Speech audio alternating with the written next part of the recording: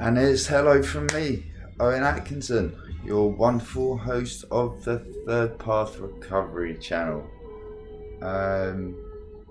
Rather strange episode today. Some music in the background as well for once. So if I'm boring, perhaps it won't be. So following on from the last episode,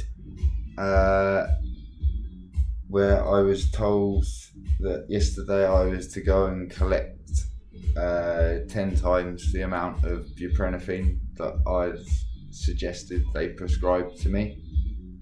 I went there and specifically having it written in a text to me, you will receive 2 times 8 milligrams, 2 times 2 milligrams, 2 times 10 milligrams diazepam, 1 times 5 milligrams diazepam.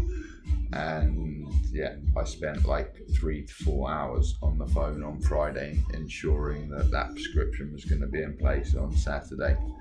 So of course you go to collect it on Saturday and it's not there, right? Which is normal. That's normal if you're a drug service user. It's normal for you to be left without your prescriptions, even if they're medications that you're physically dependent on. It doesn't happen to people that are in other areas of healthcare, but if you're in drug and alcohol, people couldn't care less. So the chemist there said that if I went to the Homerton A&E unit, it might be possible that someone there could phone up and speak to him and they could get something sorted, because they'd done that in the past and it had worked out. So I did that. I went to Homerton A&E, and I basically got the fuck off, to put it politely. And at that point, I had a bit of an episode, because it was one lie too many.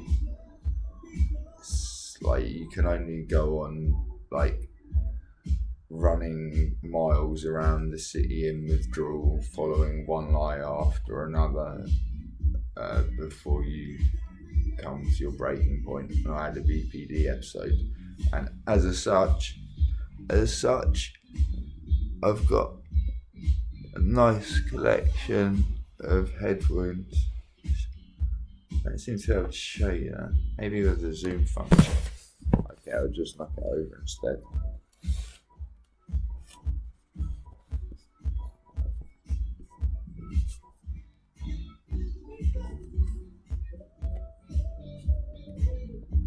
Yeah, I don't know, you can kind of see.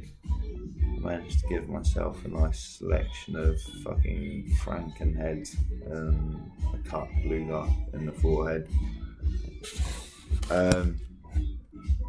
And then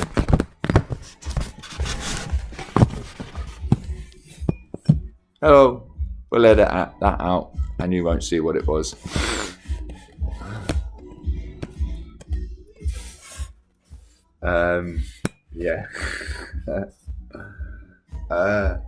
So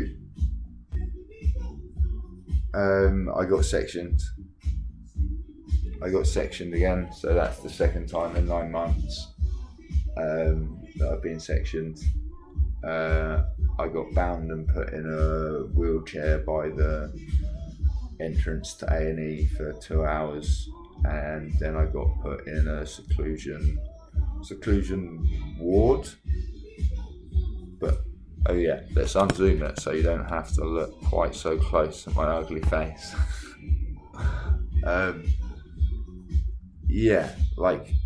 Seclusion ward, but I would call it a cell. I've been in much better police cells than that.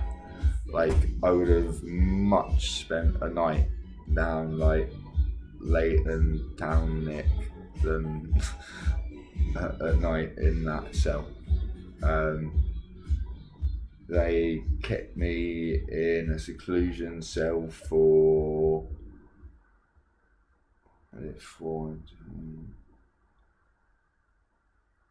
8 hours without food, and I hadn't eaten when I got there because I was like waking up and walking in withdrawal to go and get my prescription. So I've had a bit of a funny day yesterday.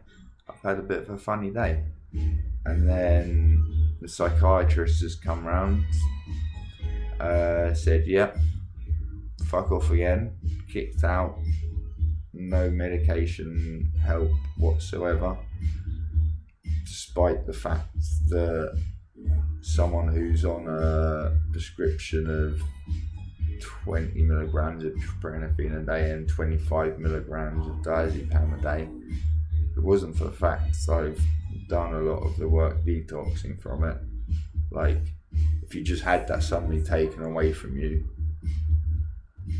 like, you're going to be, the first day that you don't have it, by the end of that day you're going to be like curled up on the floor in pain, and you ain't going to be moving from there till you get one of those two things. So yeah, I've been sent away without any medications.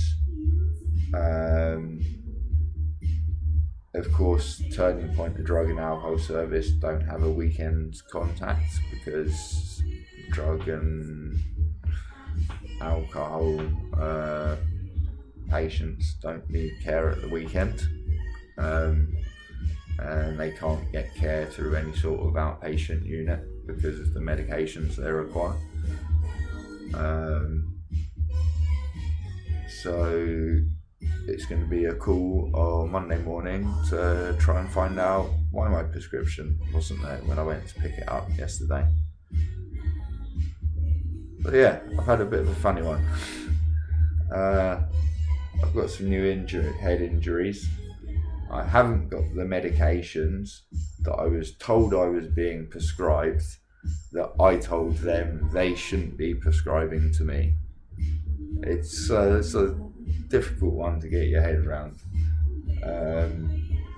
Like, there's a lot about my healthcare that I find very difficult to get my head around, and a lot about the decisions that are made that I find difficult to get my head around, such as the fact they still don't have no one's got a copy of my medical record. Like, no one's got a copy of anything older than when I moved to Hackney about 9 months ago, and still no explanation of why that is or what's going on, but we'll see. We'll make the phone call to Turning Point tomorrow to find out why my prescription wasn't there, and then at some point we'll try and make some progress on getting some sort of psychiatric help. We're still waiting on Dr. Salter's phone call in the future at an unnamed date, or I don't know. They don't seem to do any sort of following up from sectioning people. They just kick you out of the hospital and fuck you off. But that was my experience last time, so I assume that's what's going to happen this time. But we'll see. So I'll keep you posted. Yeah, that's in it. Another shitty episode of Third Path Recovery at the channel. Strange things happening. I feel pretty shit. Like, I felt really, really shit when I came home yesterday, having had an episode, both in terms of guilt and feeling like I've won 12 rounds from Tyson from smashing my head against railings and the wall. But things go on.